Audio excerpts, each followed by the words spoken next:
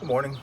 For those who don't know me, my name is Jim Duba, and I'm the Technical Director for Subsurface Investigations in the Northeast. I'm here at a lovely morning in Philadelphia, Pennsylvania. We are scheduled to do only 2 soil borings for soil and groundwater sampling and 1 soil gas point mixed into there. The site is a residential apartment complex, and the RECs are adjacent historical dry cleaners from the shopping center located behind me. We're taking this course today to realize that there's plenty we don't know about a property. Showing up at this property for the first time, working as an assessor for Aaron Epstein, thank you Aaron, for a job kind of close to home. We don't know anything about this property except it's got several residential buildings with a couple apartment units in each one, several gas meters throughout, things that we do not know. I showed up, I just met with the geophysical survey contractor, East Coast Geophysics, and looking around at this property, we realized that there's very little stuff marked out. So today, you're going to join me to figure out where the utilities are, go over some safety issues, and make sure that we do everything we possibly can to continue our work in a safe manner. More to come. As we explore the site and we get to know it, there's one very important thing to remember. Every site you go to, no matter how many times you've been there, whether it's 0 times or it's your 10th time, you still don't know anything about exactly where you're going. Things can change in the short time between your visits that you aren't aware of. Sometimes you think these things are visible. Sometimes they're not always so obvious. It's very important to go to the site, get there, not at the start time that the drillers want to start drilling, but you want to get there a little bit ahead of time yourself. Get familiar with the land. You want to prepare. You want to look through your phase 1. You want to look through the records obtained from the phase 1. You want to look through the public utility records that might be available, building permits, PCA reports if they're available to you. Sandborne maps sometimes have information you could use, etc. It's very important when you are at a site. Anything that comes out of the ground usually connects to something, whether it's a septic unit, a sewer unit, water lines, etc. Here we have what are likely associated with the sewer. Just on the other side of the walkway here, we have another clean out, different construction, most likely similar, possibly damaged at one point. You'll see these across the way over there. See very similar structural patterns of all the other utilities for the property. Not all utilities are underground. In this case here, we have electrical lines, telecommunication lines that run overhead into the building. Sometimes they feed from an area that starts out underground before coming across here to serve the individual apartments. As I explore my site for the first time today, as I walk up and down the streets, I'm noticing that there is a lack of curbside paint markings indicating that a markout was properly completed by the utilities contacted last week during the markout request. Here, for example, we have a stormwater drain associated with the road. However, what I cannot see right now is how this pipe flows. You would expect it to be parallel to the street, continuing down that way. However, it is possible that it could be collecting water from other various areas throughout the paved areas of this property. It could run laterally across the buildings, under the buildings. You do not really know until you have your contractor pop the lid, take a look at maybe where it's going, and see if they can't locate this type of pipe somewhere. I do not know what size pipe runs around under here. I do not know which direction it goes and which way the flow is supposed to be. These are all important things to consider before you start drilling. Things that you would definitely want your contractor to be able to mark out for you and tell you the locations. So I've walked all the way up to the northeast corner of the property. Along this pathway, I saw potential water manhole 2 cars up, and beyond those cars, I saw a stormwater manhole. As you can see, there are several apartment buildings that have all these utilities servicing them. So far, what we anticipate to be on the ground will include sewer, water, natural gas, how the electrical lines and telecommunication lines will enter the property above. Some things that you might not always consider as a utility that might be of concern will include items like roof leaders. Collect storm water from the top of the building, come down to the ground, and discharge somewhere. On top of that, we also have these drains here that are all set. I'm just unsure if they all tie together or where they tie into ultimately as their end goal. Something else to consider while looking at these overhead or these storm drains dropping down to the ground, these roof leaders and these drains, is a noticeable elevation change here. Enough so that there's a retaining wall on the property I was just recording. These will vary in depth and may be difficult to see for the geophysical contractor. However, they should have the proper means to be able to hook up to some line and give you a general idea of where things are located. We're currently trying to locate the feeds for each building near where we're drilling, as well as the overall layout of the natural gas line. Here, this building has several gas meters with one feed into it. East Coast is hooked up to the main line, the main feed from the main line. They're currently tracing it to hear that sound, just sending a signal throughout the tracer. We're using a radio detection unit to try to signal where the path of the gas line is. Other references we use, the next building over has these meters here. See a gap here indicating the gas line. That more or less lines up with where we are just scanning right there. We're currently using the ground penetrating radar to look for any disturbances in the subsurface that would be indicative of buried features, pipes, conduits, changing soils indicating an excavation. As you see, make several passes with the unit going back and forth, marking various locations. We go in a grid pattern. You'll see that explained in our reports in the geophysical section. After going back and forth, we then use the metal detector wand to scan for any other hits and utilities. This is the area of our first boring where we're going to be doing soil, gas, and groundwater sampling. We're going to be going up close to the street side up there to get closest to where the REC was, which will consist of former dry cleaners in one of those buildings over there. We just had a visit from the natural gas company. They did a confirmation of what East Coast has already been determining already. As you see over there, going to that building, we have the natural gas manifolds. The geophysical survey identified them as coming off of the building, coming down through this alleyway, going out to the street through this courtyard. Same thing over there on the other side of the property, on the south side. Same exact structure.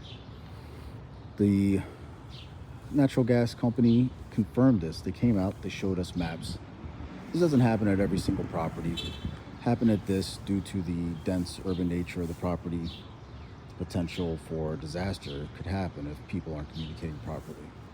Luckily, this man who showed up cared very much for our safety and as well as the well-being of the residents of the buildings here, so that we do not disturb any of their utility functions.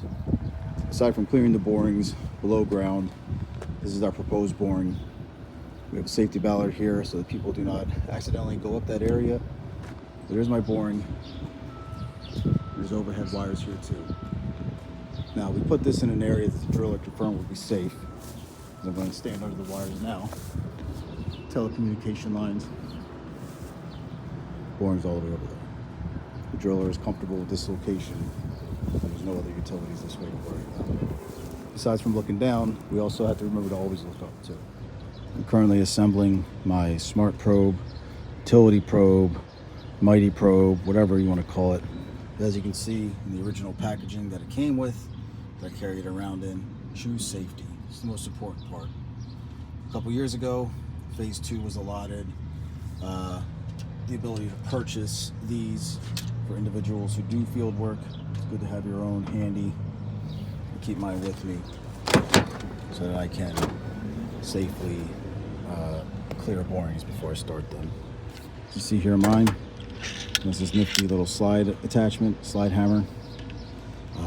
It's a 4-foot long probe, which gives away my height here, as you'll see in the next video, how to use this and how to use it safely. Now I'm going to demonstrate how to use the light probe here to clear a boring. I'll take a close up of it later. But right here, we have a clear boring in the courtyard area, the small area between buildings I showed earlier in the video. Where there's no utilities. We have confirmation from the utility company itself, gas company, that there are no gas lines here. We also confirmed that water and sewer coming through the front face of the buildings from the back face of the building. Both on top of where the proposed boring is. Still going to go slow, even though it allows you to go fast, because you can still puncture even the smallest flex of line. Then we get down minor resistance, different type of sources down here, 4 feet down. I don't think I hit any point of concern. Now the diameter of this probe compared to a macro core is significantly smaller. You get a couple spots in just to make sure I'm going to be able to cover the diameter of the macro core.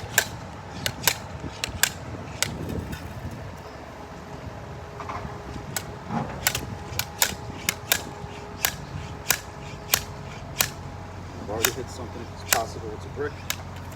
Go right next to that hole and see what happens.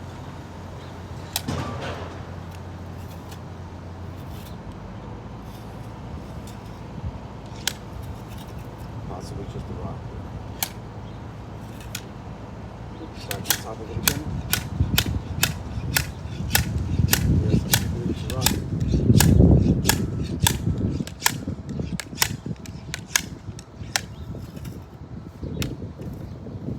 One more just for good measure.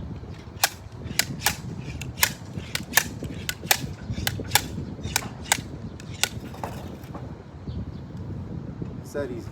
Let's look at the time here. That took less than 2 minutes to clear that hole by hand. So thank you very much for watching thus far in the video. The next clip you're going to see is going to go over how to use fulcrum from the field. I did a screen grab while out in the field updating my geophysical survey notes. Only I didn't realize that it wasn't going to record my sound and talking through it. But basically, you'll see that I last second remembered to sign the HASP, first of all. And then the next item was going through making the notes about the geophysical survey results. You'll see that the information was already entered into the Fulcrum app when I started the work out there. And then finally, I uploaded the boring locations and the close-up of the area, as well as the overall area of where they were and any utility questions or concerns that we had prior to drilling. So that's what the next clip will be. Thank you.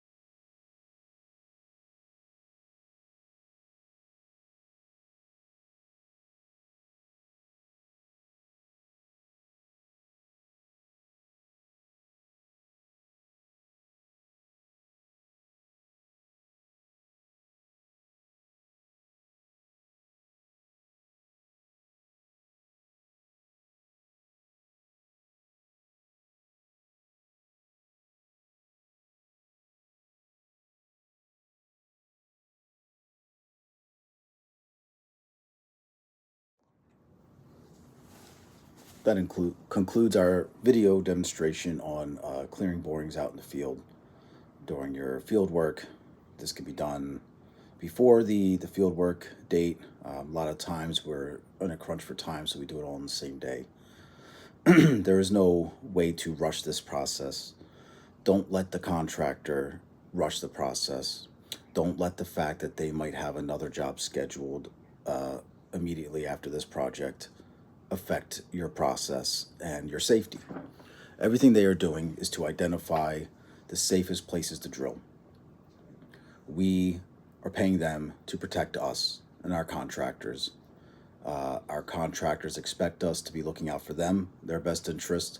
Our clients are paying us to not only tell them about the site, but to be protective of the site as well while we're out there to the best of our abilities. If you can meet with your site contact, great. It'll be great to get any information you can from anybody who has knowledge of the site and any possible utilities there. You don't know what you don't know. You don't know anything about the project until you're actually there, putting holes in the ground and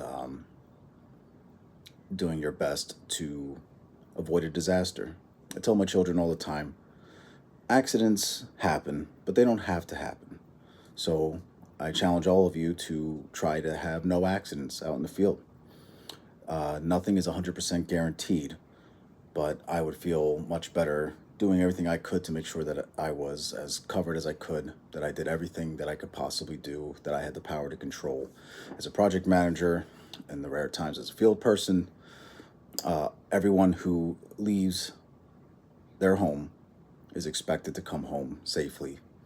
Every contractor who leaves is expected to come home safely. And our clients expect us to come home safely and treat their property with respect and not cause any additional problems beyond what we could find in the subsurface, which is the intent of our investigation to begin with. If you have any questions, whether you're in the field or you have questions about whether or not something is safe or if you should do something while out in the field, feel free to contact your technical director, regional manager, managing director. Call me. I will gladly advise you on the safest way to handle a situation.